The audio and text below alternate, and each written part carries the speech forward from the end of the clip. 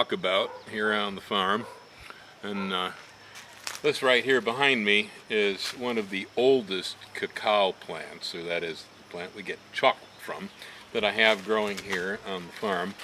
Got a bunch of younger ones. They are starting to pod. This one's been making pods for a few years now. It was originally planted in 2004 and then was moved back in 2007, and it started to make pods on it probably somewhere around 2014, I think. So it took it about 7 to 10 years to actually start making the cocoa beans that we use to make chocolate.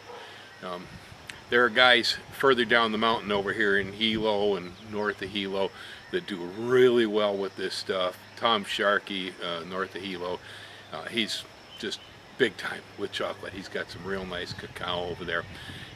Up this far up the mountain, I can grow the stuff. I can do it for our uses, but it's really a little too cool up here for this plant to be commercial on my land.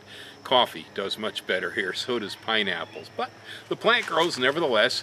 It's one of the downsides of living further up the mountain in Hawaii. We don't get the afternoon heat. The temperature is generally like spring most of the time, and plants that love that kind of weather do really good here. But if you're nuts about wanting to grow things like mangoes, papayas, and cacao, you're probably better off further down the mountain where you'll sweat pretty good in the afternoon and need a cold drink in the shade. Anyhow, I've got some nice pods in this. I thought I'd like to show them off. Because I am not doing very much with this plant right now, you'll see there are some old pods all shriveled and turned brown in there. There's also a lot of immature pods. This right here appears to be a mature pod. Size-wise, tone, yep, just like a watermelon. Ready to pick. Pretty cool, huh? Check them all out. Right, like that, coming out the sides there.